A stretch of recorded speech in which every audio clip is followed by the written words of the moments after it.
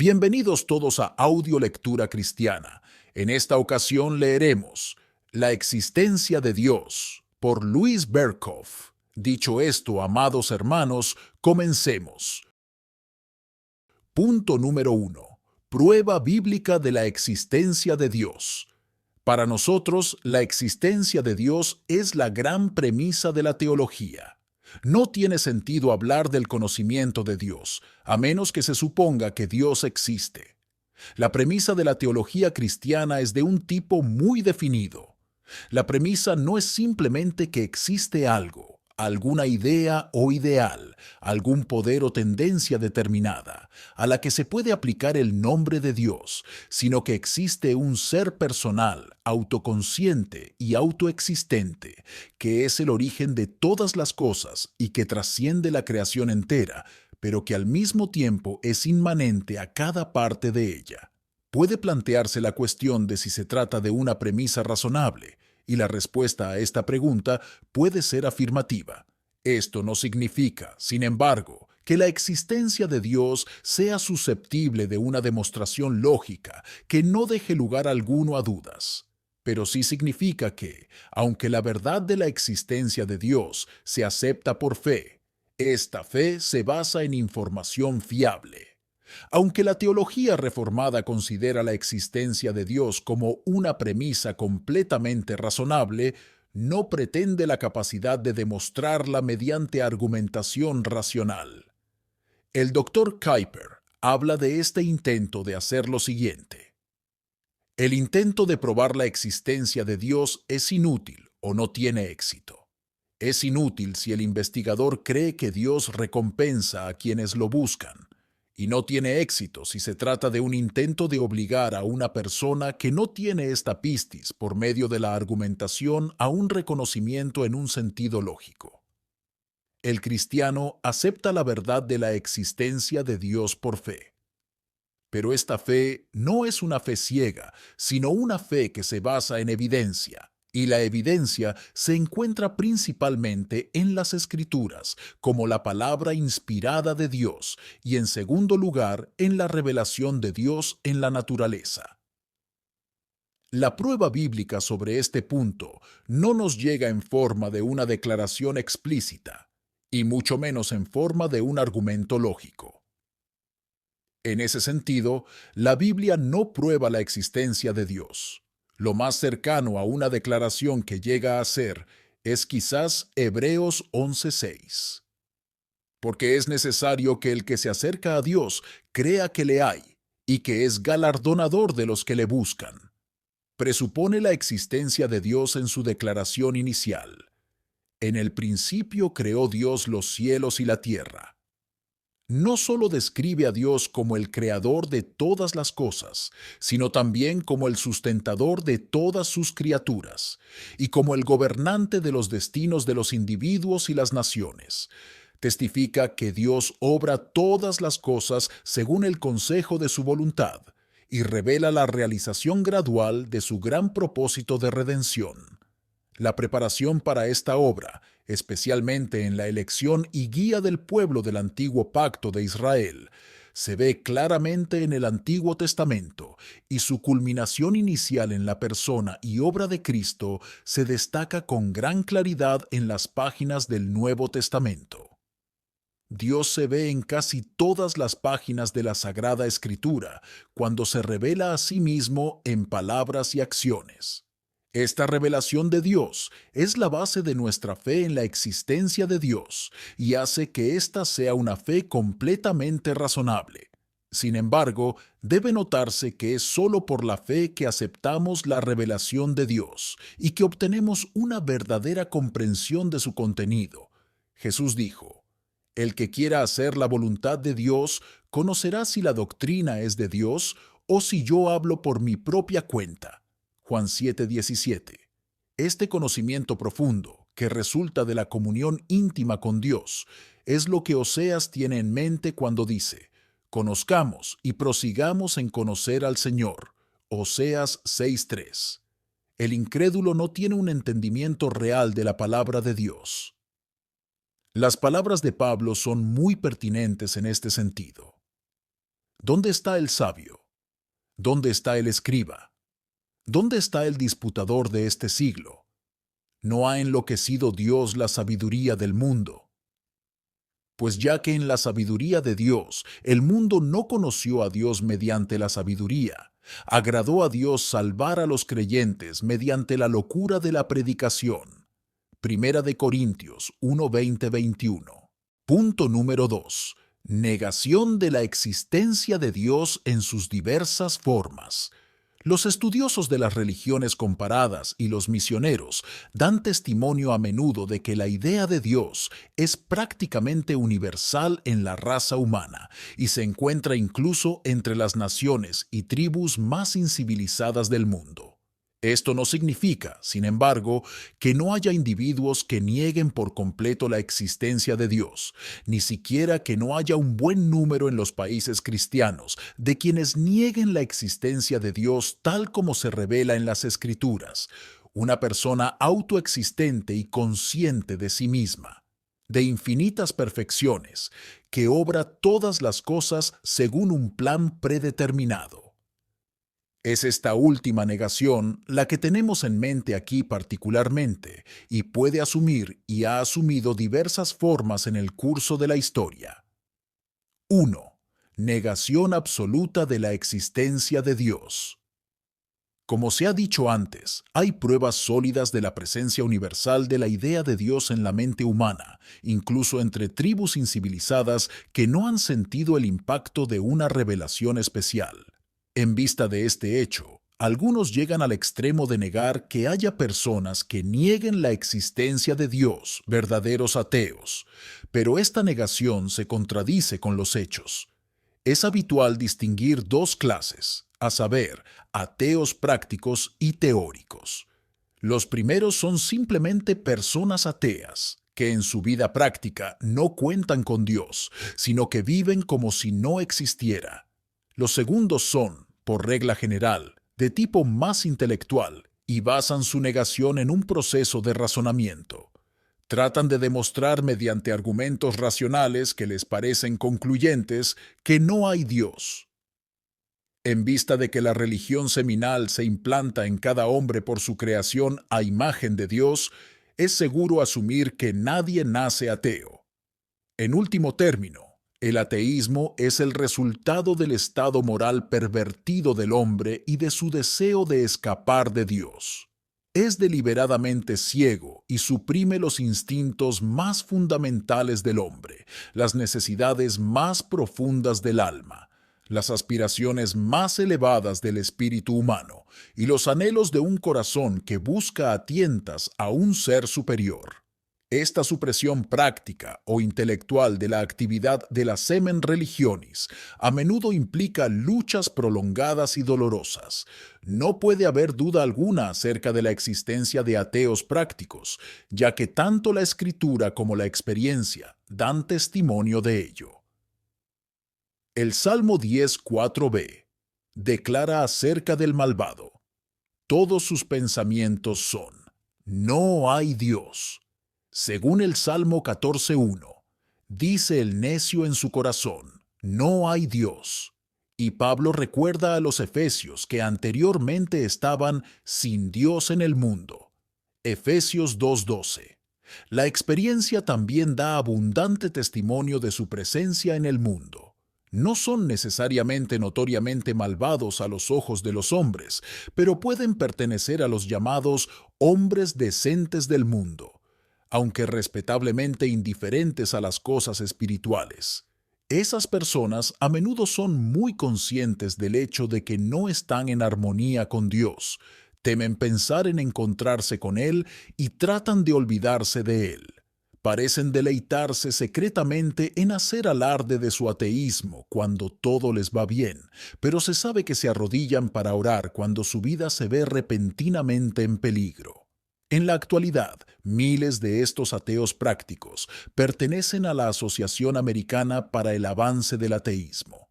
Los ateos teóricos son de un tipo diferente. Suelen ser de tipo más intelectual e intentan justificar la afirmación de que no hay Dios mediante argumentaciones racionales. El profesor Flint distingue tres tipos de ateísmo teórico, a saber, primero, el ateísmo dogmático, que niega rotundamente la existencia de un ser divino. Segundo, el ateísmo escéptico, que duda de la capacidad de la mente humana para determinar si existe o no un Dios. Y tercero, el ateísmo crítico, que mantiene que no hay pruebas válidas de la existencia de Dios.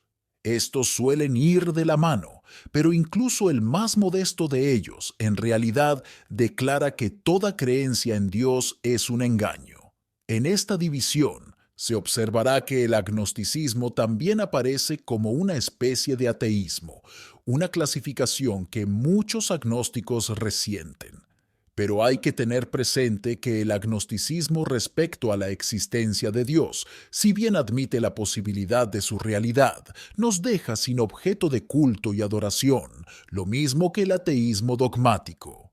Sin embargo, el verdadero ateo es el ateo dogmático, el hombre que hace la afirmación positiva de que no hay Dios. Tal afirmación puede significar una de dos cosas: o que no reconoce ningún Dios de ninguna clase, no se erige ningún ídolo, o que no reconoce al Dios de las Escrituras. Ahora bien, hay muy pocos ateos que no se creen en la vida práctica algún tipo de Dios. Hay un número mucho mayor de los que teóricamente dejan de lado a todos y cada uno de los dioses, y hay un número aún mayor de los que han roto con el Dios de las Escrituras. El ateísmo teórico generalmente tiene sus raíces en alguna teoría científica o filosófica. El monismo materialista en sus diversas formas y el ateísmo suelen ir de la mano. El idealismo subjetivo absoluto puede dejarnos todavía la idea de Dios, pero niega que exista una realidad correspondiente. Para el humanista moderno, Dios significa simplemente el espíritu de la humanidad, el sentido de totalidad, la meta racial y otras abstracciones de ese tipo. Otras teorías no solo dejan lugar a Dios, sino que también pretenden mantener su existencia, pero excluyen ciertamente al Dios del teísmo, un ser personal supremo, creador, preservador y gobernante del universo, distinto de su creación, y sin embargo presente en ella en todas partes.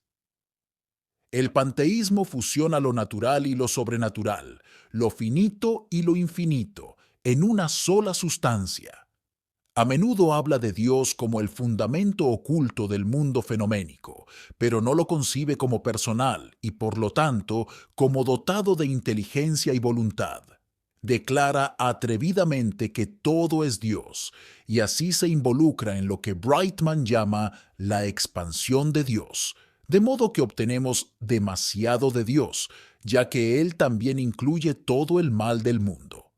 Excluye al Dios de las Escrituras, y en eso es claramente ateo. A Spinoza se le puede llamar el hombre intoxicado con Dios, pero su Dios ciertamente no es el Dios a quien los cristianos adoran. Seguramente no puede haber ninguna duda sobre la presencia de ateos teóricos en el mundo. Cuando David Hume expresó dudas sobre la existencia de un ateo dogmático, el barón d'Holbach respondió: mi querido señor, en este momento está usted sentado a la mesa con 17 de esas personas. Los que son agnósticos respecto de la existencia de Dios pueden diferir un poco del ateo dogmático, pero ellos, al igual que estos últimos, nos dejan sin Dios. 2.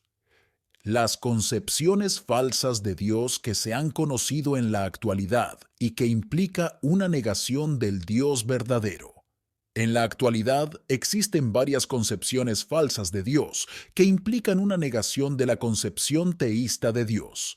A este respecto, bastará con indicar brevemente las más importantes. 1. Un Dios inmanente e impersonal. El teísmo siempre ha creído en un Dios que es a la vez trascendente e inmanente. El deísmo eliminó a Dios del mundo y enfatizó su trascendencia a expensas de su inmanencia. Sin embargo, Bajo la influencia del panteísmo, el péndulo osciló en la otra dirección. Identificó a Dios con el mundo y no reconoció un ser divino, distinto de su creación e infinitamente exaltado por encima de ella. A través de Schleiermacher, la tendencia a hacer que Dios sea continuo con el mundo ganó terreno en la teología. Ignora por completo al Dios trascendente y reconoce solo un Dios que puede ser conocido por la experiencia humana y se manifiesta en la conciencia cristiana como causalidad absoluta, a la que corresponde un sentimiento de dependencia absoluta. Los atributos que atribuimos a Dios son, en esta perspectiva, meras expresiones simbólicas de los diversos modos de este sentimiento de dependencia, ideas subjetivas sin ninguna realidad correspondiente. Sus representaciones anteriores y posteriores de Dios parecen diferir un poco, y los intérpretes de Schleiermacher difieren en cuanto a la forma en que sus afirmaciones deben armonizarse. Brunner parece tener razón, sin embargo, cuando dice que para él el universo ocupa el lugar de Dios, aunque se utilice este último nombre, y que concibe a Dios tanto como idéntico al universo como la unidad que se encuentra detrás de él. A menudo parece como si su distinción entre Dios y el mundo fuera solo ideal, a saber, la distinción entre el mundo como unidad y el mundo en sus múltiples manifestaciones. Con frecuencia habla de Dios como el universum o el Weltall y argumenta contra la personalidad de Dios, aunque de manera inconsistente también habla como si pudiéramos tener comunión con Él en Cristo.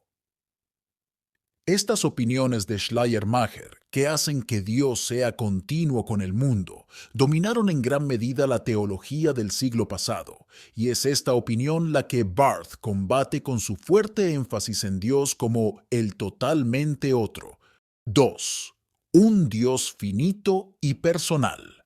La idea de un Dios o dioses finitos no es nueva, sino tan antigua como el politeísmo y el enoteísmo. La idea encaja con el pluralismo, pero no con el monismo filosófico o el monoteísmo teológico.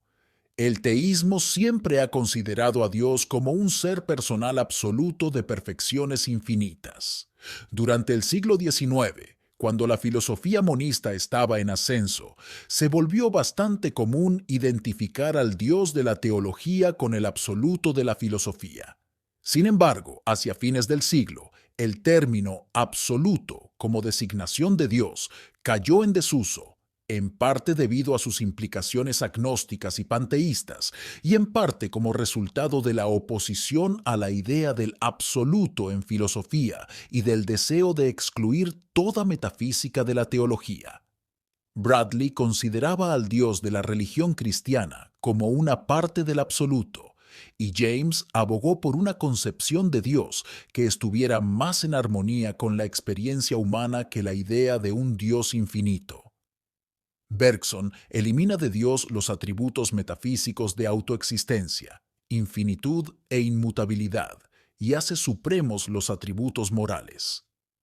Dios tiene un entorno, existe en el tiempo y desarrolla una historia igual que nosotros. Debido al mal que hay en el mundo, hay que pensar en él como limitado en conocimiento o poder, o en ambos. La condición del mundo hace imposible creer en un Dios bueno infinito en conocimiento y poder.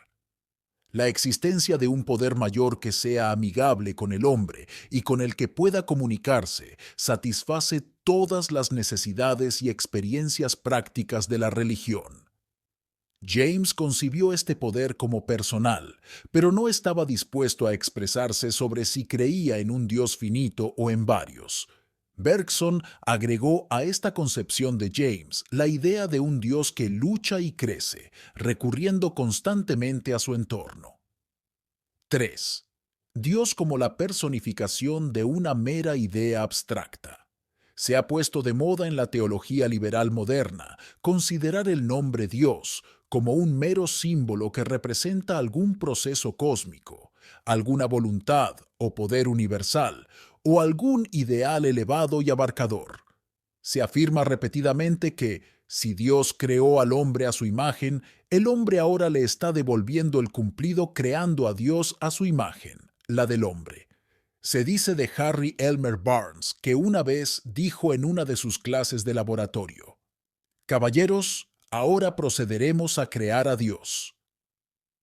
Esa fue una expresión muy contundente de una idea bastante común. La mayoría de los que rechazan la visión teísta de Dios todavía profesan fe en Dios, pero Él es un Dios de su propia imaginación. La forma que Él asume en un momento particular depende, según Shailer Mathews, de los patrones de pensamiento de la época. Si en los tiempos de preguerra el patrón dominante era el de un soberano autocrático que exigía obediencia absoluta, ahora es el de un gobernante democrático ansioso de servir a todos sus súbditos. Desde los tiempos de Comte ha existido una tendencia a personificar el orden social de la humanidad en su conjunto y a rendirle culto. Los llamados melioristas o teólogos sociales revelan una tendencia a identificar a Dios de algún modo con el orden social. Y los nuevos psicólogos nos informan de que la idea de Dios es una proyección de la mente humana, que en sus primeras etapas tiende a crear imágenes de sus experiencias y a revestirlas de una cuasi personalidad. Leuba opina que esta ilusión de Dios ha servido a un propósito útil, pero que está llegando el tiempo en que la idea de Dios ya no será necesaria. Unas cuantas definiciones servirán para mostrar la tendencia actual. Dios es el espíritu inmanente de la comunidad. Royce. Es esa cualidad de la sociedad humana que apoya y enriquece a la humanidad en su búsqueda espiritual. Gerald Birney Smith. Dios es la totalidad de las relaciones que constituyen todo el orden social de la humanidad en crecimiento. Es Ames. La palabra Dios es un símbolo para designar al universo en su capacidad ideal de formación. G. B. Foster. Dios es nuestra concepción, nacida de la experiencia social, de los elementos de nuestro entorno cósmico que evolucionan y responden personalmente a las necesidades personales y con los que estamos relacionados orgánicamente. Shailer Mathews.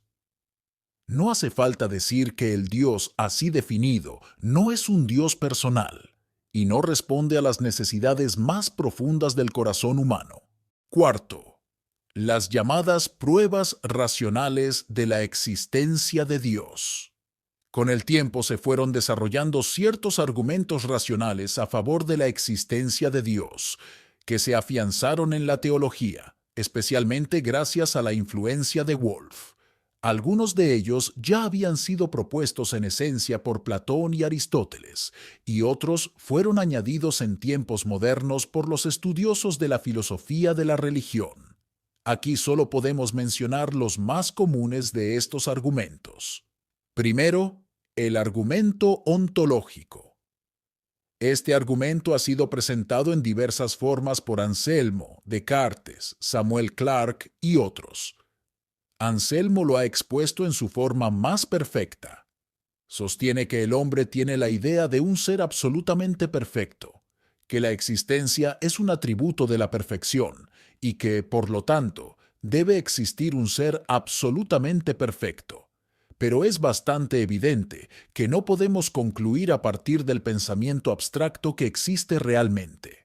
El hecho de que tengamos una idea de Dios no prueba todavía su existencia objetiva. Además, este argumento supone tácitamente, como ya existente en la mente humana, el conocimiento mismo de la existencia de Dios, que se derivaría de una demostración lógica. Kant subrayó la insostenibilidad de este argumento, pero Hegel lo aclamó como el gran argumento a favor de la existencia de Dios. Algunos idealistas modernos sugirieron que sería mejor formularlo en una forma algo diferente, que Hawking llamó el informe de la experiencia. En virtud de él podemos decir, tengo una idea de Dios, por lo tanto, tengo una experiencia de Dios. 2. El argumento cosmológico. Este también ha aparecido en varias formas. En general, dice así: toda cosa existente en el mundo debe tener una causa adecuada, y si esto es así, el universo también debe tener una causa adecuada, es decir, una causa que sea infinitamente grande. Sin embargo, el argumento no tuvo una convicción general. Hume puso en tela de juicio la ley de causalidad misma, y Kant señaló que, si toda cosa existente tiene una causa adecuada, esto también se aplica a Dios, y que así nos lleva a una cadena sin fin. Además, el argumento no necesita suponer que el cosmos tuvo una causa única, una causa personal y absoluta, y por lo tanto, no logra probar la existencia de Dios. Esta dificultad llevó a una construcción ligeramente diferente del argumento, como por ejemplo por B. P. Bowen. El universo material aparece como un sistema interactuante y por lo tanto como una unidad, que consta de varias partes. Por lo tanto, debe haber un agente unitario que media la interacción de las diversas partes, o es el fundamento dinámico de su ser. 3. El argumento teleológico. Este es también un argumento causal, y en realidad no es más que una extensión del precedente. Puede enunciarse de la siguiente forma: el mundo en todas partes revela inteligencia, orden, armonía y propósito, y por tanto implica la existencia de un ser inteligente y con propósito, adecuado para la producción de tal mundo. Kant considera este argumento como el mejor de los tres que se han nombrado, pero afirma que no prueba la existencia de Dios, ni de un creador, sino solo de un gran arquitecto que dio forma al mundo. Es superior al argumento cosmológico en el sentido de que hace explícito lo que no se afirma en este último, a saber, que el mundo contiene evidencias de inteligencia y propósito, y por tanto conduce a la existencia de un ser consciente, inteligente y con propósito. Que este ser fuera el creador del mundo no se sigue necesariamente.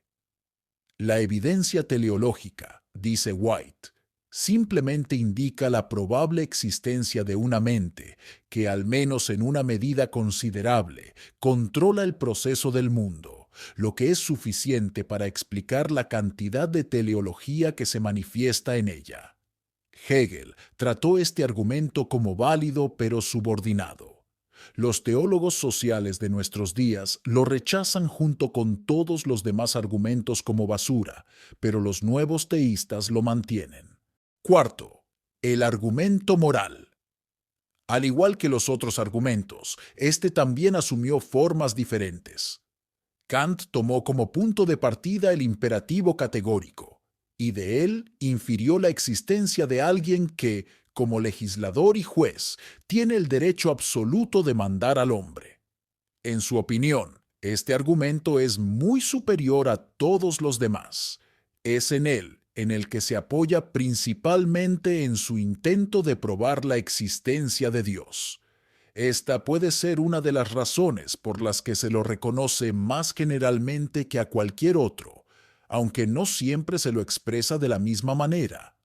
Algunos argumentan a partir de la disparidad que se observa a menudo entre la conducta moral de los hombres y la prosperidad de la que disfrutan en la vida presente, y creen que esto exige un ajuste en el futuro que, a su vez, requiere un árbitro justo.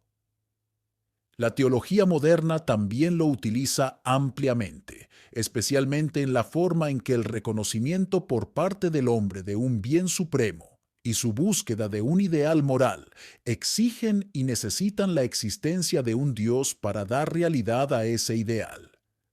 Si bien este argumento apunta a la existencia de un ser santo y justo, no obliga a creer en un Dios, un creador o un ser de perfecciones infinitas. Quinto, argumento histórico o etnológico. En esencia, este argumento adopta la forma siguiente: entre todos los pueblos y tribus de la tierra existe un sentido de lo divino, que se revela en un culto externo. Como el fenómeno es universal, debe pertenecer a la naturaleza misma del hombre. Y si la naturaleza del hombre conduce naturalmente al culto religioso, éste solo puede encontrar su explicación en un ser superior que ha constituido al hombre en un ser religioso. En respuesta a este argumento, sin embargo, puede decirse que este fenómeno universal puede haberse originado en un error o malentendido de uno de los primeros progenitores de la raza humana, y que el culto religioso al que se hace referencia aparece más fuerte entre las razas primitivas y desaparece a medida que se civilizan. Al evaluar estos argumentos racionales, conviene señalar en primer lugar que los creyentes no los necesitan. Su convicción respecto a la existencia de Dios no depende de ellos, sino de una aceptación creyente de la autorrevelación de Dios en las Escrituras. Si muchos en nuestros días están dispuestos a apostar su fe en la existencia de Dios sobre la base de tales argumentos racionales, se debe en gran medida al hecho de que se niegan a aceptar el testimonio de la palabra de Dios.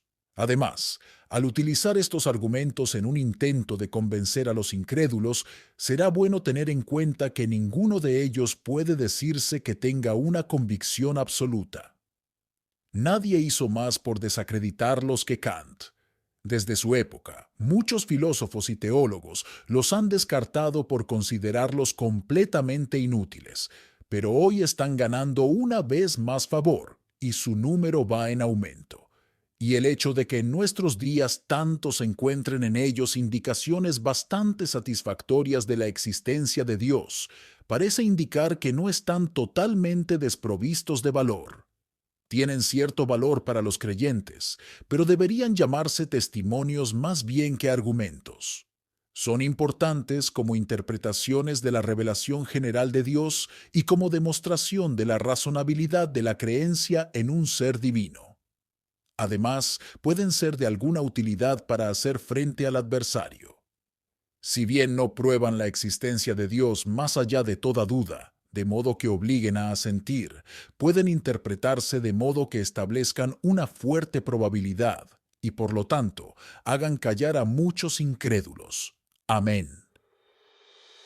Muchas gracias por escuchar Audio Lectura Cristiana. Que el Señor les bendiga, amados hermanos. Hasta la próxima.